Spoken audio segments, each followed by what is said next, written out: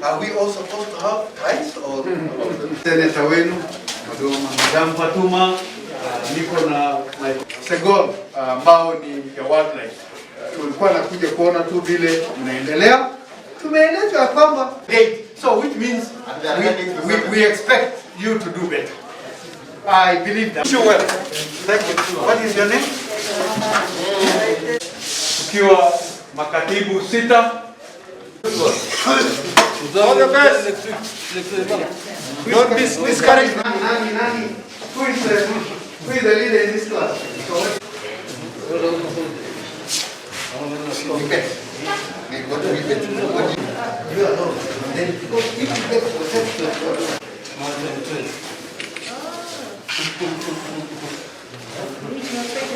International trade.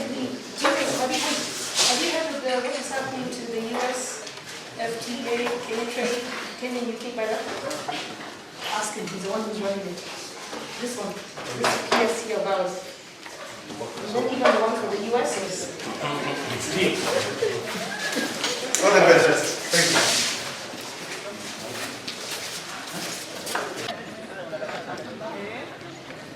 Na TV jioni hapo tengeneza saa hii. TV tu. Hai.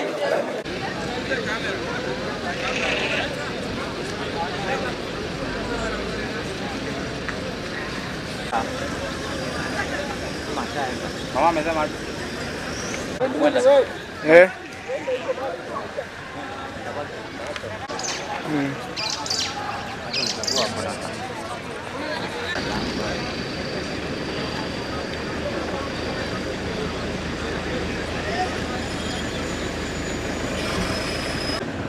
Unajua hivyo haraka alafu jina la ndugu hawa iko nyuma.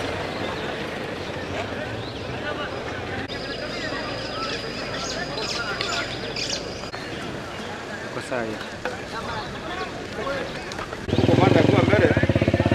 Alafu nyingine inaenda. Alafu tumekuja hapa kwa hii shule ambao ni national school, ambao alumni ni watu ambao ni wazito kwa nchi. Shule yenyewe iko tu na wanafunzi 141. Hata kama mean grade ni karibu 4 something, which is good. Wametuelezea watafika next year, mwaka huu watapata 7. Tumesema ya kwamba the leadership ya elected leaders in Isiolo, wafungadoa wa shule ya mashule, wahakikisha kwamba hii shule is properly marketed. Baada ya watoto kutoka hapa kwenda mbali, hii shule irudi mahali ilikuwa, ili wanafunzi hata kutoka nje wakuja hapa. Na hiyo ni mazungumzo itakapokuwako, alafu tuone vile itakuwa. Kama kutakuwako na shida, tutajua. Sisi tutaenda kupeana report vile tumeona, bila kupaka mafuta. Tutasema tu vile ilivyo, ili tuone kama suluhisho inaweza kupatikana. Kwa niaba ya timu yangu ambao mimi nilichaguliwa kuwa team leader yao kwa leo, nataka kushukuru nyinyi wale kuanzia county commissioner ya Isiolo, Haman, pamoja na security team yote, kwa kuwa na sisi kuanzia asubuhi mpaka mahali tumefika leo. We are here to visit schools in Tulla County and in particular Tulla High School because of the history. As you remember, when His Excellency the President reopened the schools on 4th of January, he also directed that all students and teachers go back to a safe and healthy learning environment. So we're here to see how you're back, whether you're comfortable, whether all the COVID protocols, health protocols are being followed, and we are quite happy that you're all wearing masks. We've also seen that there are washing points, and because you are few, I think social distance is not a problem in this school. But the bigger problem, I think, is performance of this school over the years. We've had discussions with the head of school, the head of the principal, and he has told us the various challenges the school has faced over the years. At one time, it was closed for 2 years, but it has now reopened. And since then, there have been challenges over the period. I think we have discussed that, we have taken note of those issues, and we are going to escalate the challenge that you are facing to our committee, and then to the Ministry of Education, and subsequently to the cabinet. So for us is to encourage you to work hard. As has been said, there are a lot of alumni from this school who are in high positions in this government, from members of parliament, from cabinet secretaries, from principal secretaries, and from directors in all institutions. So it is possible that you can perform well. So we encourage you to work hard. Where there are challenges, always consult your teachers, consult your fellow students, have group discussions, and with that, you should be able to do very well. The issue again is of discipline. It's important that you maintain high level of discipline. We have seen students of late getting all sorts of criminal activities. And we heard from the director of criminal investigations. If you are involved in any of those activities, your name will be recorded, and in future, it will be a problem for you in terms of securing jobs or institutions of higher learning. Let me confirm that I was a student here of Garba Tulla High School. Those days, it was a national school. It was a Garba Tulla school. But I think you need to understand the history of this school, because when it used to do very well, this is a school that is partly owned by Methodist Church and also the national government. So I think generally there is a tug of war between the government side and also the church side. Church would want the person of their own to come and manage the school. The government has its own, way of also posting the teachers. Communities are unable actually to even come on board. I remember even the member of parliament for this area has volunteered even to pay school fees for the first kids who will report in Form 1. But it was not possible. And I think my appeal, as you have seen, we have a big problem with the management. I remember one time I even stood in the Senate and I said the headmaster of this school must be transferred. He was transferred. And they brought a local.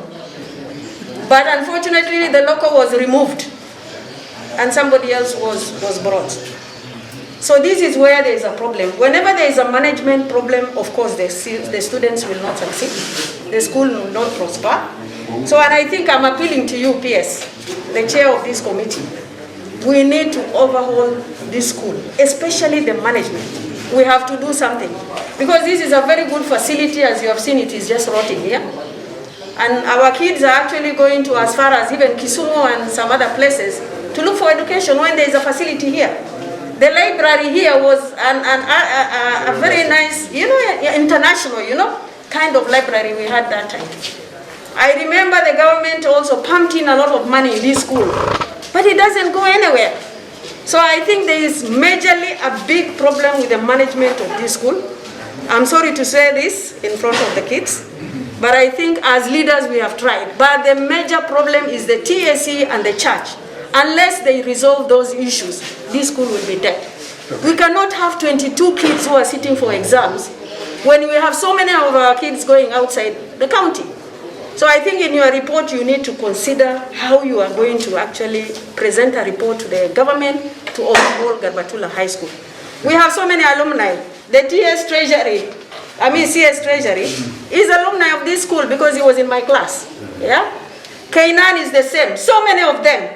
The member of parliament from this area, he was a student here. I mean, when we have all these people who have passed through this school, and this is what we are seeing today, it's really unfair. Hii shule ni shule ya zamani sana. Hata mimi nikiwa kwa kidato ya 5 na 6, Garba Tulla ilikuwa kwa sababu ilikuwa national school. Ni shule ambayo iko na jina yake. Ideally, it should be the senior most school in Isiolo County.